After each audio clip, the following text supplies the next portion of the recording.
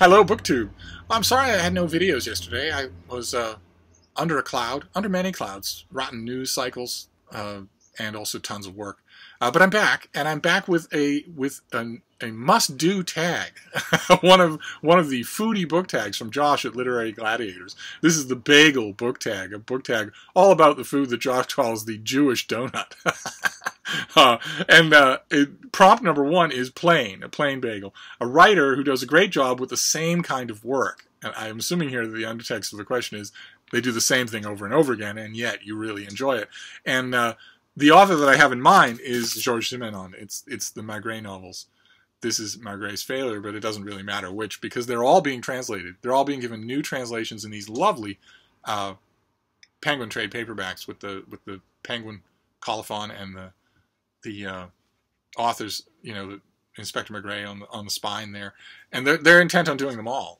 They make their bookmark is the whole of what they're doing, and these things left me cold for the longest time, for decades of reading. But I've been rereading. I've been reading all of these new translations. And I'm struck by how good they are. How I'm finally coming around to Simenon. I'm finally coming around to the fact that although he's a very minimalist writer, he's a very good writer. So no, none of my old friends are watching this video, but any of you I've had old friends who love these things, and whenever I would say, poo-poo them and say there's always something better to read than Simenon, they would just roll their eyes and, no, I'm sorry. I guess I see what they meant. So now I never miss one. Then question number two is everything, a bagel with everything. A writer whose work you own in its entirety. And I thought about this and realized there aren't any. Even favorite authors of mine, even genre favorite authors of mine. Like Diane Carey is a Star Trek novelist who writes really good Star Trek novels, but I don't like all of her Star Trek novels, and I certainly never read any of her stuff that isn't Star Trek. Anthony Trollope. One of my favorite Victorian writers. Some of his books I love dearly, but there are others that I could take or leave. Aside from classical authors behind me on the Penguin wall, whose works we have in their entirety, there really isn't an author. There's no author that I've read so far that that doesn't have any dull spots. Unless it's, for instance, a contemporary novelist who's only done 2 or 3 books, then yes, I'll have all of those. But in terms of an author who has an entire body of work, like, for instance, an author who's dead or long dead, not really. Prompt number 3 is Sesame. Your favorite Sesame Street or Muppets book? I never read Sesame Street or Muppets books. I didn't read books as a kid. My favorite Sesame Street character is the Cookie Monster, but no books.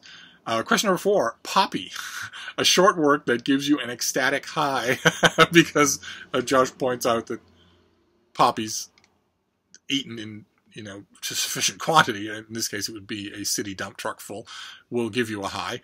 And for me, it's a kid's book. If it's going to be a short book that gives me an ecstatic high, it's going to be a kid's book. And this one is by Jackie French with illustrations by Bruce Watley, and it is Diary of a Wombat, which is about a pudgy little wombat who has a fairly uneventful life until he discovers a suburban family from whom he can extort carrots.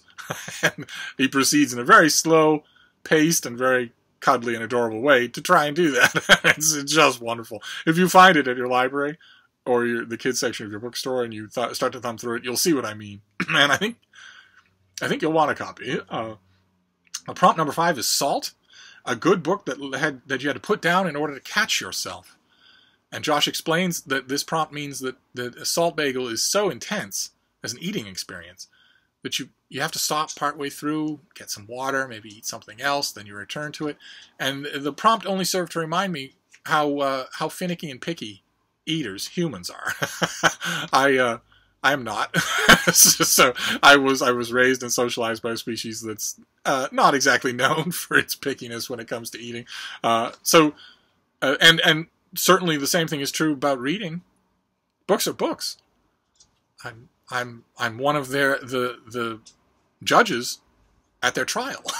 So I've never had to stop a book and catch myself. No, that's never happened.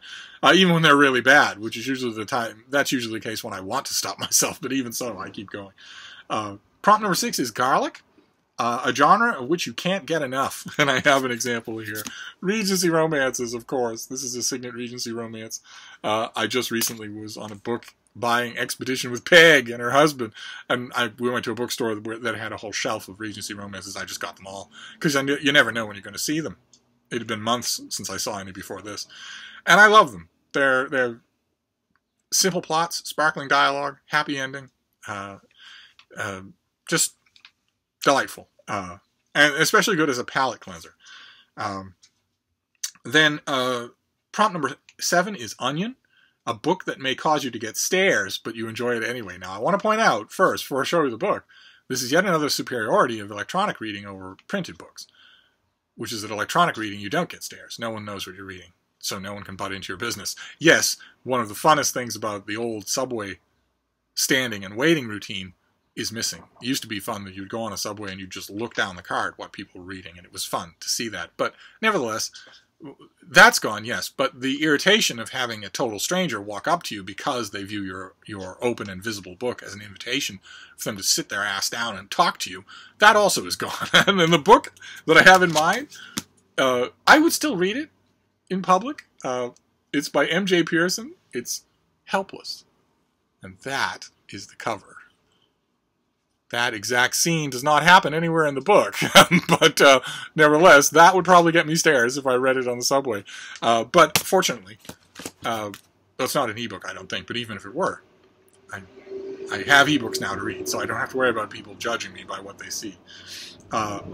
Question 8 is Cinnamon Raisin, a sweet but thought-provoking book. And for me, that's The Guernsey Literary and Potato Peel Society by Marianne Schaffer and Annie Barrows. And the reason it's on my mind is because I got this lovely new paperback for the Netflix movie adaptation. This is a rare instance where the movie cover is actually good. I like that the burst of color is barely visible and only in the flowers and only at the bottom. I like that clouds are a large part of the cover. I like the somberness of it with just a hint of happiness. I like even the font and the canceled stamp up at the top. I think this is a well-designed movie cover. And it's a heck of a book. Just a heck of a book. About the rigors of military occupation, about the heartbreak of not knowing what's happened to certain people that you love who are gone and in peril. And also, most especially, about the redemptive power of reading. It's an amazing book about reading.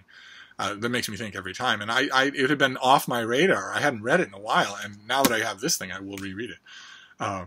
Prompt number 9 is French Toast, a writer that you're happy to have discovered this year. For me, that will be a debut fiction. And in this case, it's Come West and See by Maxine Loskatov.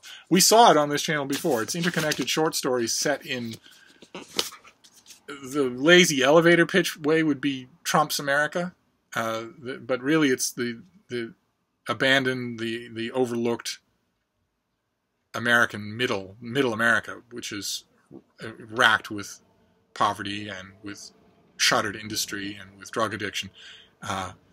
And at first, when I read that kind of a thumbnail description, I thought this is mostly going to irritate me because it will be pandering. I've read examples of what I refer to as hicklit in this year alone that were very insultingly pandering, and this isn't.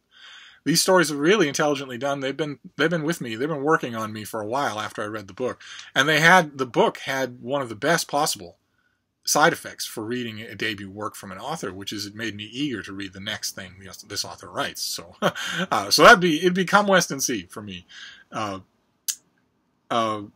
number 10 is Egg, a work of nonfiction that caused you to form or reform an opinion. And for me, there's not one single work, it's one single subject, and that's cybersecurity, cyber warfare. I've read probably a dozen books on that subject this year so far, and that was on top of half a dozen last year. And they're opening my eyes to the enormous threat of cybersecurity. The reflexive way of thinking about it is the way that I was indulging in at first, which is, that only computers are vulnerable to cyber hacking, and that's not true. Or rather, it's true, but computers run everything. Not just the satellites in the sky, but the power grid, the hospital, everything. And it's amazing to read in book after book how incredibly vulnerable all of that is. Just amazing to read. So it's a subject, not a book, but boy oh boy. Question number 11 is Rainbow. And Josh's prompt says an LGBTQIIAP plus work that made you think. And of course, since that initialism is gobbledygook, I had to look it up to see what each of those letters means. And I was horrified by what some of those letters mean. Some of the letters in that initialism are not sexual identities that deserve their own float in the San Francisco Pride Parade. Some of the letters in that initialism are medical conditions. Extremely rare, 1/150,000th of 1% of the population, and extremely lamentable medical conditions. So I didn't know quite where to go with that, but I would never, I've never have bothered anyway. Rather, the first thing that came to mind is just what I'll stick with, which is a gay novel, a YA gay novel that I've mentioned on this channel before. It's spectacularly good. It's David Levithan's Two Boys Kissing. And the reason it made me think is because the surface plot certainly did not. Surface plot is just an ordinary YA, Course of True Love Never Did Run Smooth sort of thing. But he makes the inspired, brilliant decision to have the story narrated by an invisible chorus of dead gay men, who died during the first waves of the AIDS epidemic, and who are watching these boys as they join the high school gay and lesbian club, as they hold hands in the hallway, as they come out to their parents and teachers in school. They're watching these kids. The kids can't see them, don't know they're there, but they are filled with both pride and also pain and longing, because they remember their own lives when such behavior was absolutely unthinkable. And they dreamed of a world that they dreamed that someday they would live long enough to see a world where it was possible, and they didn't. They're seeing it, but they're not alive. They can't rejoice in it with their bodies the way they did in secret during their own lives. Could have been ham-handed. Instead, oh boy, is it effective. And it really made me think, because of course I vividly remember losing people to the initial waves of the AIDS epidemic, and wondering where it would end, wondering what if I would lose all the friends that I had in the gay community. I didn't know one way or another, and it was horrifying. So it made me think, about all the experiences that I have had since then, and what those people that I lost would have made of it all. I'll never know, but what a book. Then prompt number 12 is Bialy, a fairy tale you feel people need to read in its original form. And BookTube, of all the forms of 21st century literary snobbery that I encounter, and I encounter a lot of them, original form fairy taleism is one that just mystifies me. I just don't understand it at all.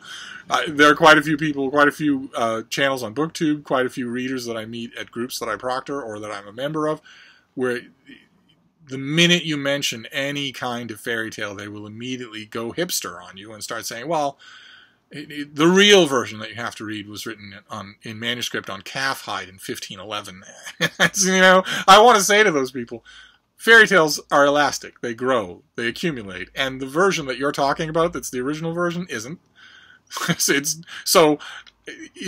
a weird hook to hang your hat on. So I don't have a fairy tale in its original form that I think people should read. Any fairy tale in any form is fine for what you want. And then prompt number 13 is, what's your favorite kind of bagel? And I actually like salt bagels, half a dozen at a time, with no water and no breaks. And question number 14 is Bagel Tray. Who do you tag? And I'm going to tag a bunch of people down in the comments, because this is a lot of fun. I had a lot of fun going through my shelves to find props so you wouldn't just be staring at my face. But that's it. That is the Bagle Book Tag. And I'm going to wrap this up for now, but I am largely out from under the clouds that I mentioned, so I should be back to making videos. We'll see. I hope so. In which case, if I do, I'll see you soon. So thank you, BookTube.